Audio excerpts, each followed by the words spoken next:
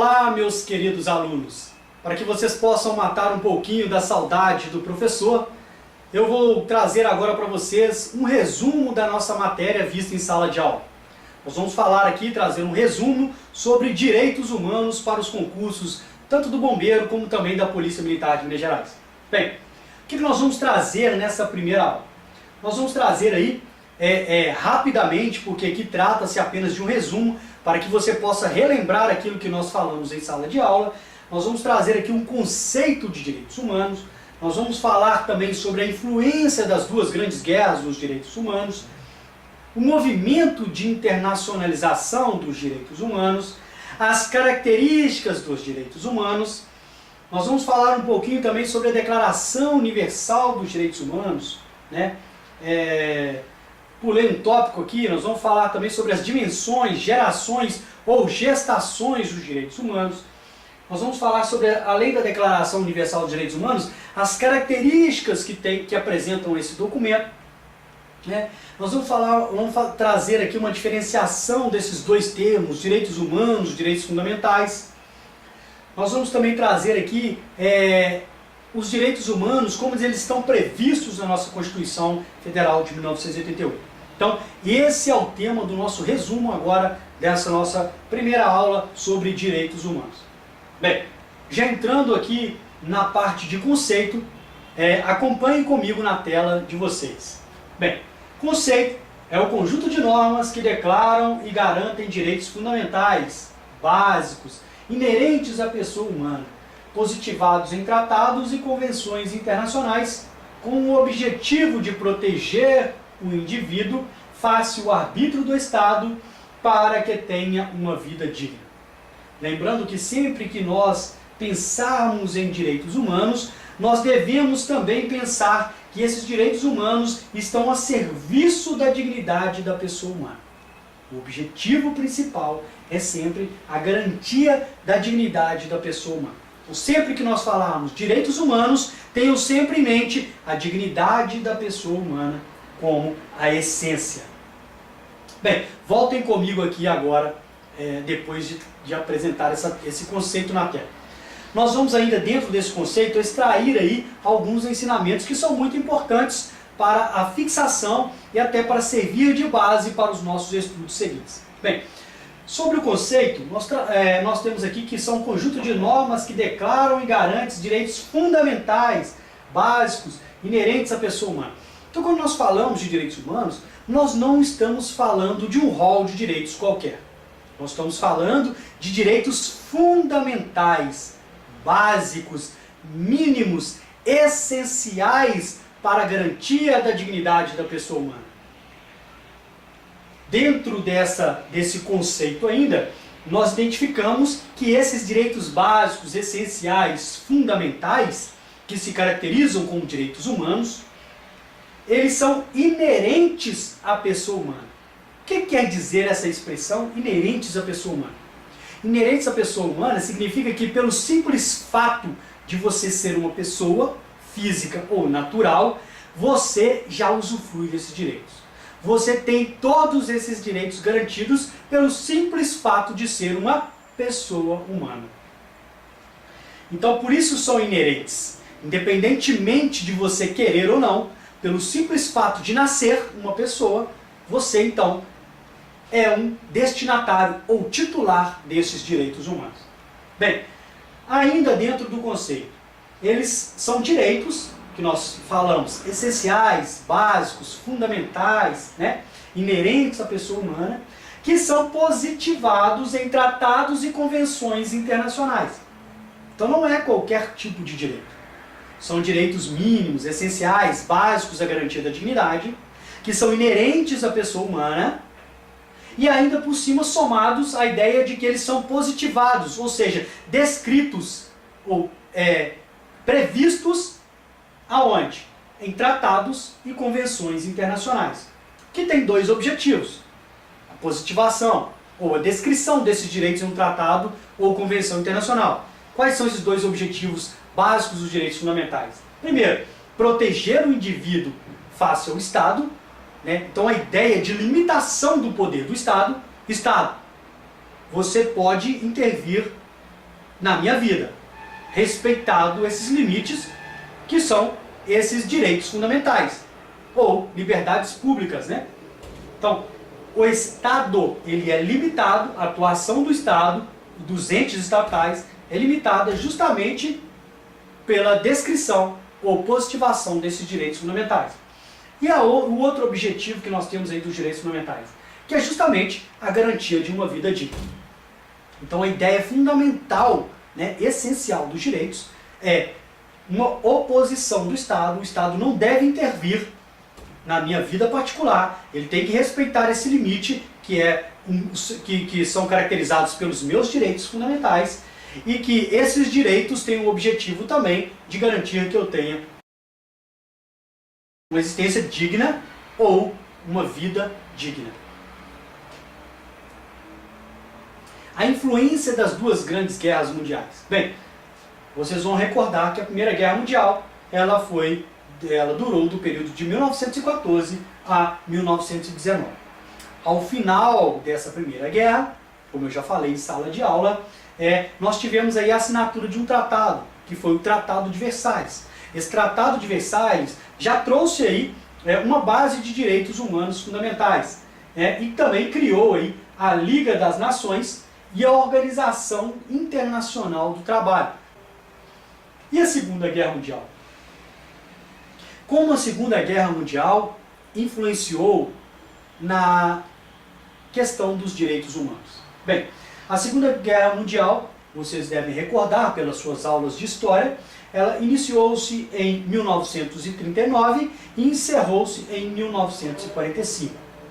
Meus amigos, a Segunda Guerra Mundial ela é importantíssima principalmente na questão da internacionalização dos direitos humanos. Foi após a Segunda Guerra Mundial que nós tivemos aí o fim das Ligas das Nações e a criação da Organização das Nações Unidas, a nossa famosa ONU, que foi criada pela Carta das Nações justamente ao final da Segunda Guerra Mundial em 1945, iniciando-se aí um movimento de internacionalização desses direitos humanos, que até então eram previstos apenas em documentos e instrumentos, vamos dizer assim, regionalizados, né?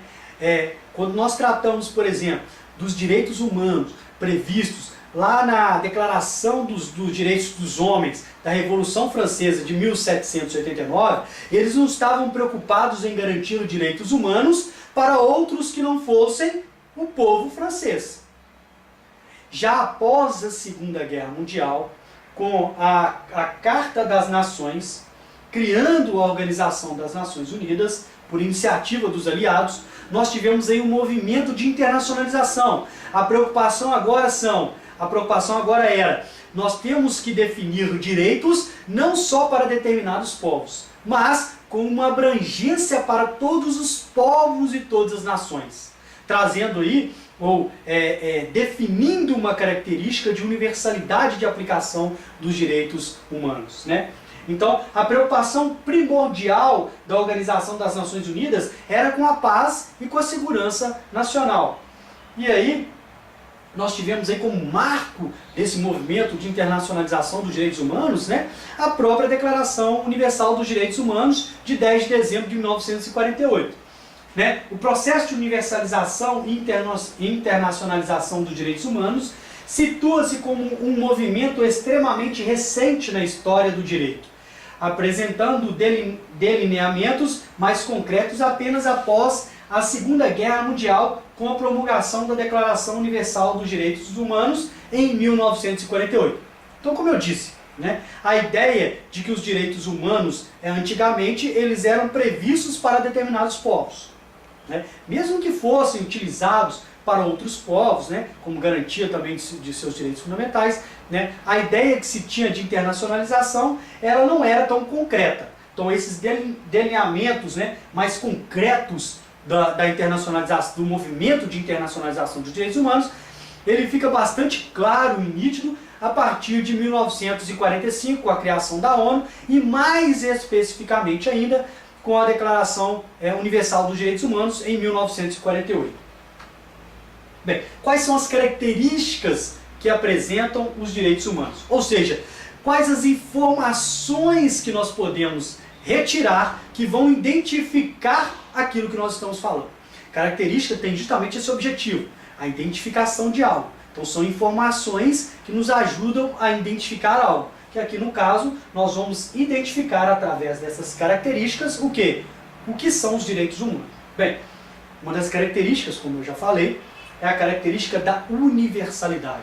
Nós temos previsão, inclusive, lá no preâmbulo da Declaração Universal dos Direitos Humanos, também no artigo 1º e no artigo 2º, quando traz aquela ideia de que os direitos humanos, a declaração é para todos os povos e todas as nações. E além disso, os direitos humanos são para todas as pessoas humanas, ou seja, os seres dotados de razão e consciência, como está previsto lá no artigo 1º da Declaração Universal dos Direitos Humanos. Então essa ideia também do artigo 2º, de que fala que não pode haver discriminação ou distinção entre pessoas, independentemente de raça, sexo, ideologia política, religião, cor da pele, não pode haver nenhum tipo de discriminação. A ideia, pelo simples fato de você ser uma pessoa humana, é essa ideia de universalização para todos os seres humanos, você tem esses direitos garantidos, ok?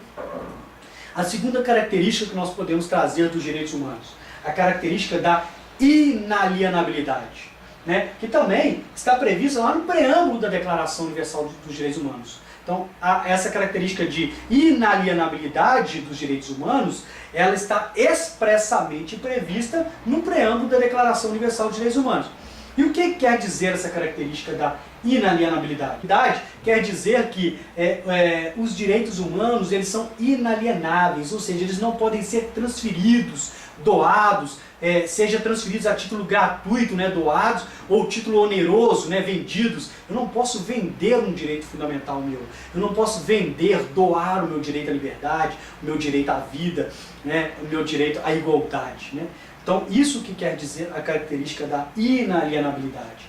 Né? Uma terceira característica é a característica da imprescritibilidade. Quer dizer que os direitos humanos são imprescritíveis. Né? Quando nós trazemos aqui o in, quer dizer uma ideia de negação. Né? Então, eles são imprescritíveis, não são...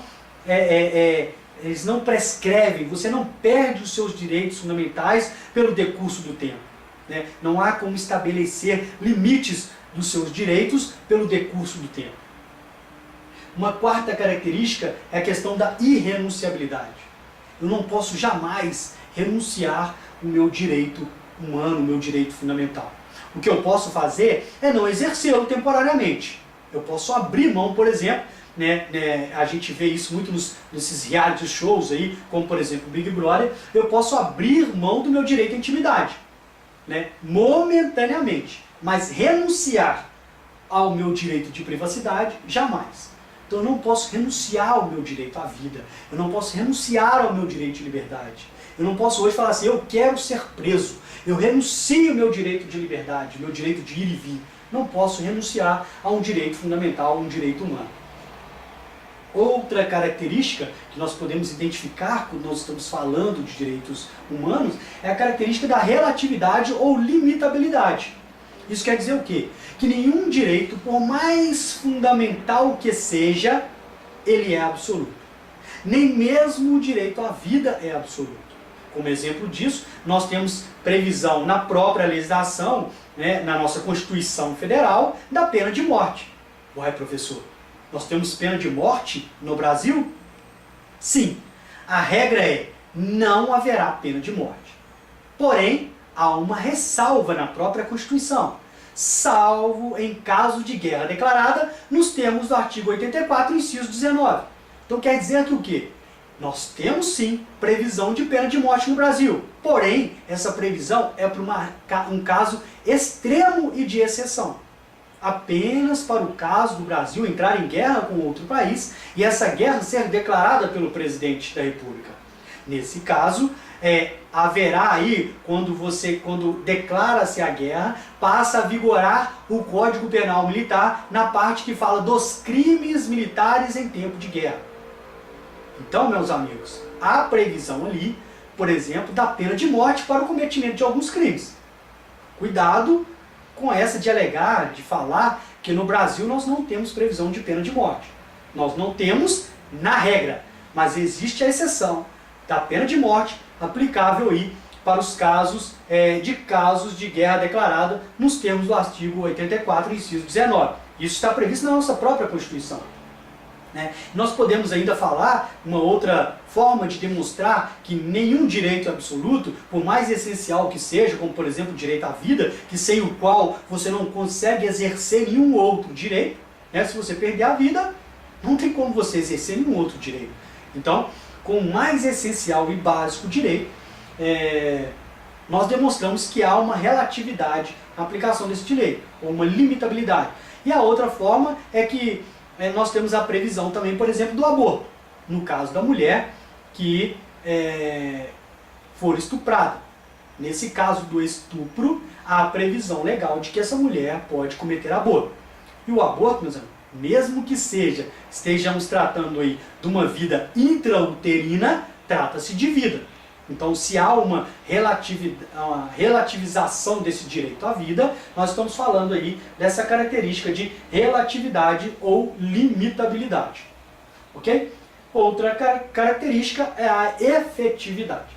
Não adianta apenas trazermos aquele rol de direitos fundamentais, de direitos humanos, como nós temos lá na Declaração Universal dos Direitos Humanos, os 30 artigos previstos na Declaração Universal, ou se nós trouxermos para a nossa Constituição Federal aqueles 78 incisos do artigo 5º, nós não podemos apenas descrever esses direitos se eles não forem efetivamente praticados. A ideia é que o Estado tem que utilizar-se de todos os meios para garantir que esses direitos sejam realmente efetivados. Então, por isso a característica de efetividade. O Estado deve sempre pautar as suas ações na busca da efetivação desses seus direitos. Inclusive, criando instrumentos para que isso ocorra. Como, por exemplo, se eu tiver o meu direito fundamental à liberdade de locomoção violado, o Estado garante que eu possa fazer uso do habeas corpus como instrumento para garantir esse direito meu à liberdade de locomoção. Ok? Então essa é a ideia de efetividade. A ideia de que o Estado tem que garantir que os meus direitos sejam respeitados e aplicados. E por último, nós podemos apresentar aí a característica da historicidade. O que quer dizer essa característica da historicidade? Quer dizer, meus amigos, que os direitos humanos, eles são conquistados ao longo do tempo. Muitas das vezes, através de revoluções, isso ocorre ao longo do tempo. E os direitos, eles não ficam estagnados. A ideia de historicidade nos traz uma ideia também de evolução. Por isso nós falamos em gerações de direitos fundamentais, em gestações de direitos fundamentais ou dimensões de direitos fundamentais. A ideia de que você conquista direitos e cada vez mais você conquiste novos direitos. Os direitos evoluem ou acompanham a evolução da sociedade. Então essa é uma característica da historicidade. Isso quer dizer que os direitos humanos não se iniciaram com a Declaração Universal dos Direitos Humanos em 1948. Os direitos fundamentais ou direitos humanos fundamentais não vieram com a Constituição Federal de 1988. Ela vem de todo um processo histórico de criação desses direitos, ok? De criação e conquista desses direitos. Lembrando que essas características aqui são as características básicas, essenciais aí. Porque nós temos alguns autores, por exemplo, que apresentam até 20 características dos direitos fundamentais. Mas uma grande maioria dos nossos doutrinadores aí, eles trazem aí 3, 4, 5, e aí nós elencamos aqui as 7 que são apresentadas por mais obras aí do nosso direito. Então a ideia aqui, nessas 7 características aqui, nós conseguimos abarcar aí a grande maioria aí dos doutrinadores. Aqui eu trouxe aí, depois eu vou disponibilizar para todos vocês aí esses slides de aulas aqui, a explicação de cada uma dessas características. A característica de universalidade, como eu falei, onde está previsto. a inalienabilidade, né? A imprescritibilidade, a irrenunciabilidade, a relatividade ou limitabilidade, a efetividade, a historicidade e a historicidade. Bem, como eu falei, essa característica de historicidade ela já nos remete a uma ideia de dimensão ou gerações de direitos humanos. E aí, quer dizer o quê? Quer dizer que os direitos humanos eles são conquistados e evoluem ao decorrer do tempo, ao decorrer da história. Então, no primeiro momento, nós temos aí a primeira dimensão ou geração dos direitos fundamentais, nós temos aí a concretização dos direitos de liberdade, né? É o Estado não intervencionista, é o Estado não intervir na minha vida particular. São os direitos civis e políticos, né? Os meus direitos de liberdade, os meus direitos políticos de participação efetiva na vontade política do Estado. E se vocês observarem aqui, da primeira geração até a terceira geração, nós temos aqui justamente a ideia da formalização dos direitos conquistados na Revolução Francesa. Aquele lema, aquela bandeira defendida pela Revolução Francesa. Vocês vão lembrar, né, que a Revolução Francesa de 1789, com os temas de liberdade, igualdade e fraternidade. Então, nós podemos identificar da primeira até a terceira geração justamente esses três direitos. Na primeira dimensão ou geração, nós identificamos aqui os direitos de liberdade. No segundo momento, os direitos conquistados, já não bastava mais a garantia de um Estado não intervencionista. O Estado só não intervir na minha vida particular, respeitar as minhas liberdades individuais. No segundo momento, já houve a necessidade de que o Estado se passe da efetivação desses direitos, garantindo o quê? Os direitos de igualdade. Então não bastava mais a garantia de que o Estado não deveria intervir na minha vida. Ele deveria garantir efetivamente o direito à igualdade. Então já trata-se de um Estado intervencionista, com prestações positivas, como por exemplo, garantia de direito de alimentação, de moradia. Então essa é uma ideia que nos remete à ideia de igualdade, porque um tem e o outro não tem. O que o Estado tem que fazer? Suprir essa necessidade de quem não tem, para garantir o quê? Uma efetiva igualdade entre as pessoas. Então, na segunda dimensão, como lema da Revolução Francesa, liberdade, igualdade, fraternidade, nós temos a segunda dimensão, os direitos de igualdade. E na terceira dimensão, concluindo o lema da Revolução Francesa, liberdade, igualdade, fraternidade, na terceira dimensão, ou geração de direitos fundamentais, nós temos aí os direitos de fraternidade, são os direitos difusos, o direito ao meio ambiente equilibrado, o direito à paz, que não é especificado para um determinado grupo ou para uma pessoa, são direitos difusos, que você não consegue determinar quem são os destinatários, são todos os povos, todas as nações, com a ideia de garantir o quê? O equilíbrio, por exemplo, do meio ambiente equilibrado, e como eu disse, a garantia da paz. Então, há também alguns doutrinadores, que trazem aí algumas gerações diferentes de direitos humanos, mas a grande maioria apresenta essas três dimensões ou gerações de direitos humanos. Inclusive nós tiramos isso aqui, essas três gerações, do livro do professor e agora ministro do Supremo Tribunal Federal, Alexandre de Moraes, que ele traz aí essas três gerações. Mas nós temos alguns doutrinadores, só para citar como exemplo, que trazem aí uma quarta, quinta e até sexta geração de direitos fundamentais. Porque, como eu disse, a característica da historicidade, os direitos evoluem, os direitos são conquistados ao longo do tempo. Mas, nesse nosso estudo aqui, nós vamos ficar apenas com essas três dimensões ou gerações de direitos humanos. Que, como eu disse, a grande maioria dos doutrinadores fica com essas três aqui, inclusive o nosso Supremo Tribunal Federal ainda define as gerações de direitos humanos com base nessas três gerações. Bem, a Declaração Universal dos Direitos Humanos, o que nós podemos trazer a respeito dessa Declaração Universal dos Direitos Humanos? Uma outra nomenclatura que também é utilizada para essa mesma declaração, esse mesmo documento, é a Declaração Universal dos Direitos dos Homens. Se vocês pesquisarem na internet, vocês vão ver esse mesmo documento, a Declaração Universal dos Direitos Humanos, com uma denominação um pouco diferente, Declaração Universal dos Direitos dos Homens. Nós preferimos o que a maioria também traz, que é essa nomenclatura de Declaração Universal dos Direitos Humanos. Por quê? Para que não haja aquela ideia de discriminação, ou alguém possa, porventura, pensar que quando se trata de direito dos homens, você está especificando apenas para as pessoas do sexo masculino. Né? Isso contraria a característica de universalidade, que você não pode ter discriminação, nem mesmo de sexo, raça, cor, ok? Então, por isso nós preferimos essa denominação de Declaração Universal dos Direitos Humanos e não Declaração Universal dos Direitos dos Homens.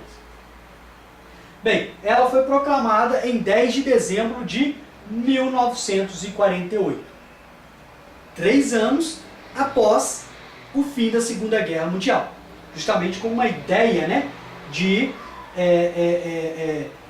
contrapor as práticas que ocorreram, aqueles atos bárbaros e as atrocidades cometidas pelo nazismo de Hitler na Segunda Guerra Mundial, que praticamente dilaceraram os direitos humanos. Então, com uma resposta das Nações Unidas, né, de que seja um ideal a ser atingido por todos os povos e todas as nações, que nós não podemos aceitar jamais, por fazermos parte, qualquer um de nós fazemos parte da família universal, não podemos aceitar que esses atos de atrocidades, esses atos bárbaros, sejam cometidos com qualquer povo ou qualquer nação. Então, essa Declaração Universal dos Direitos Humanos, ela vem 3 anos após o fim da Segunda Guerra Mundial e ela tem expresso 30 artigos que trazem no bojo desses 30 artigos direitos civis, políticos, econômicos, sociais e culturais. Bem, uma característica da Declaração Universal dos Direitos Humanos é que a declaração não é um tratado e não é uma convenção. Por isso, ela não tem a obrigatoriedade de cumprimento. Ou seja, ela não é algo vinculante. Mesmo aquele que assinou, como o caso do Brasil, não é obrigado a cumprir por não ter essa característica de ser vinculante, né? Por não ser um tratado, uma resolução, não ser um tratado ou uma convenção internacional. Trata-se apenas de uma declaração, é a resolução 217A3 da ONU, né? Tanto é que não tem essa característica de executoriedade, de obrigação no seu cumprimento, que essa Declaração Universal dos Direitos Humanos, posteriormente, foi dividida em 2 pactos que são tratados internacionais, né? O Pacto Internacional dos Direitos Civis e Políticos e o Pacto Internacional dos Direitos Econômicos, Sociais e Culturais. Justamente com a ideia de que agora aquele que assinar tem que se comprometer a cumprir o que está previsto nesses pactos. Porque se não cumprir, estará sujeito aí à aplicação de algumas sanções internacionais, né? Então, e o objetivo, qual que é o objetivo da Declaração Universal dos Direitos Humanos? Bem, ela vem com o objetivo de ser um ideal a ser atingido por todos os povos e todas as nações, né? Garantia da liberdade, da dignidade mais ampla para todos os povos e todas as nações, né? Outra característica ali, falando aí da Declaração Universal dos Direitos Humanos, quem são os titulares ou destinatários desses direitos previstos na Declaração Universal dos Direitos Humanos? Como nós já falamos, uma das características, que é a característica da universalidade, é que essa declaração se destina a todos os povos e todas as nações.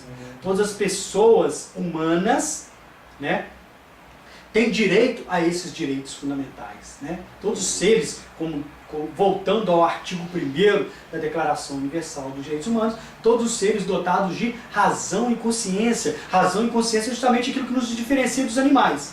Então, pelo simples fato de nascer uma pessoa humana, eu já sou destinatário ou titular desses direitos fundamentais. E trazendo aqui já uma diferenciação desses 2 termos, né? Porque a gente todo momento a gente utiliza como se fossem sinônimos esses direitos, né? Os direitos fundamentais e os direitos humanos.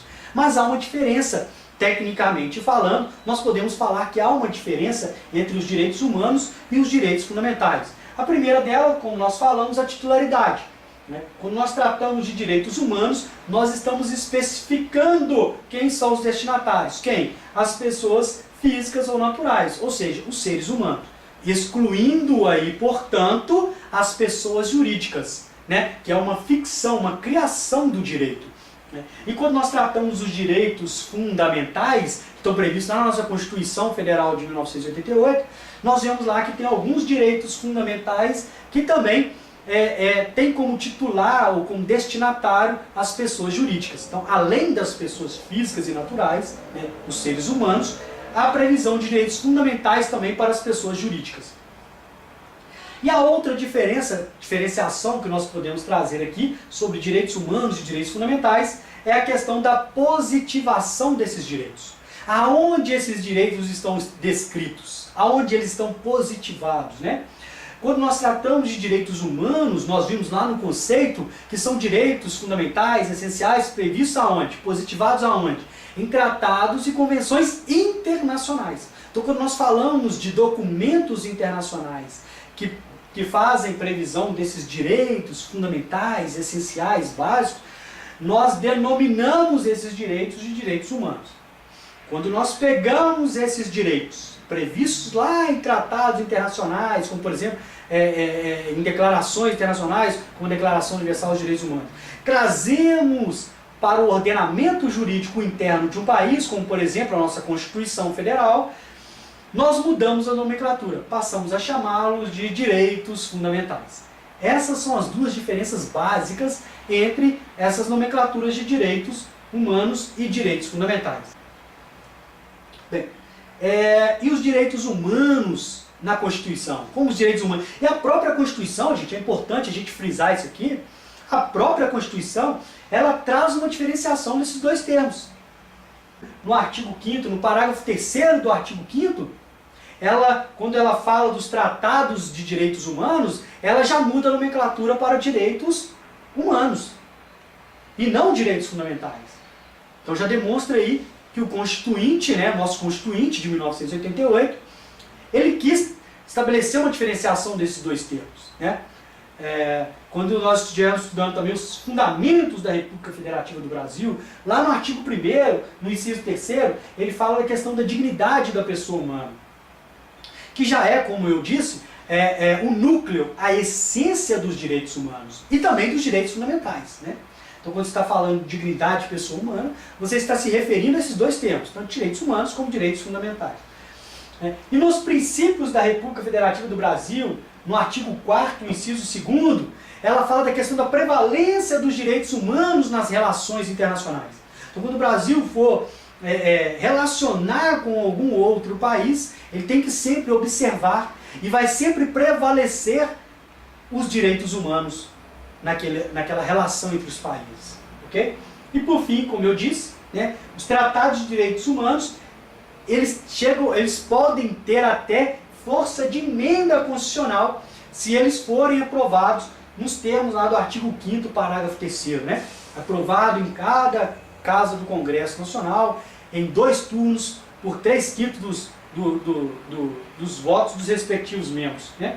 Nesse caso aí, que a previsão da aprovação da própria emenda constitucional, né? Se um tratado ou convenção internacional ratificado pelo Brasil, assinado pelo Brasil, for votado no nosso Congresso Nacional e aprovado nos termos do artigo 5º, parágrafo 3º do artigo 5º, ele entra no nosso ordenamento jurídico, né? Para quem está lembrado aí da nossa pirâmide de Kelsen, que nós falamos da hierarquia das leis, ele vai entrar lá no topo da pirâmide, no ápice da pirâmide, junto com a Constituição e com as emendas constitucionais, porque eles vão ter força de emenda constitucional, ok? E aí nós finalizamos aqui, portanto, a nossa primeira aula, o nosso resumo dessa primeira aula sobre direitos humanos. Deixamos aqui o nosso convite para que vocês acompanhem a nossa próxima aula. Um abraço para todos e até a próxima.